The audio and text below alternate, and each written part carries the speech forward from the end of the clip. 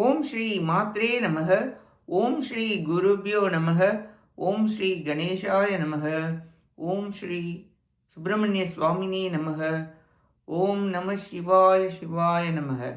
அனைவருக்கும் எனது அன்பான வணக்கம்.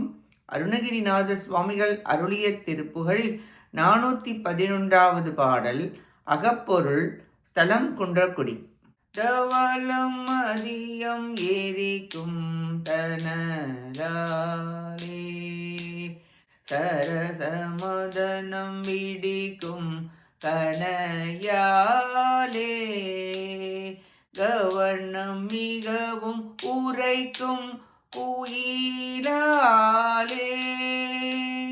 கருதி மிகவும் மயக்கும் படவேனான்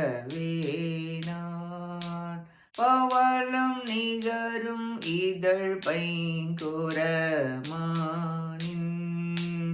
பரியவரையை நிகழ்க்கும் தனமேவும் திகழும் மணிகள் கிடக்கும் திருமார்பா திகழும் மயிலின் மலை கண்டிருமாலே கருதி மிகவும் மயக்கம் படவேனான்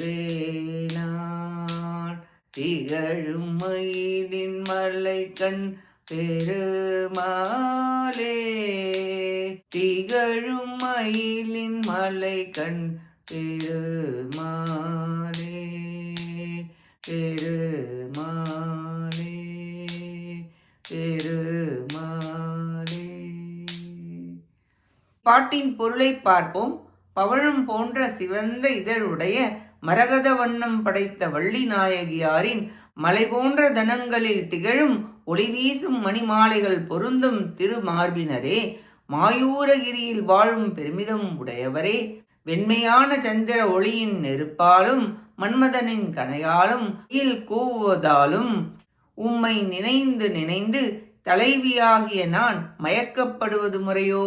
இப்பாடல் அகப்பொருள் துறையில் அமைந்தது. ஆன்மாவாகிய தலைவி முருகப்பெருமானாகிய தலைவனை நினைந்து அவரை தழுவ முடியாமல் வருந்தும் வருத்தத்தை கூறுகின்றது.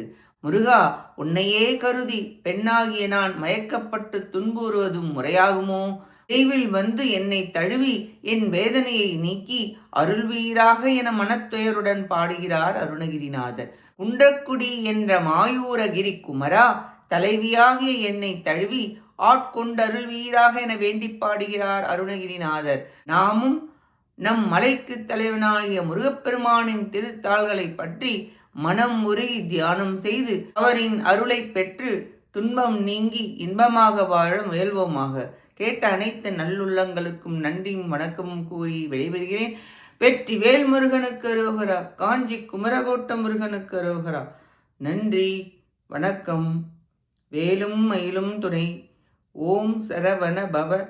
முருகா சரணம். திருச்சிற்றம்பலம்.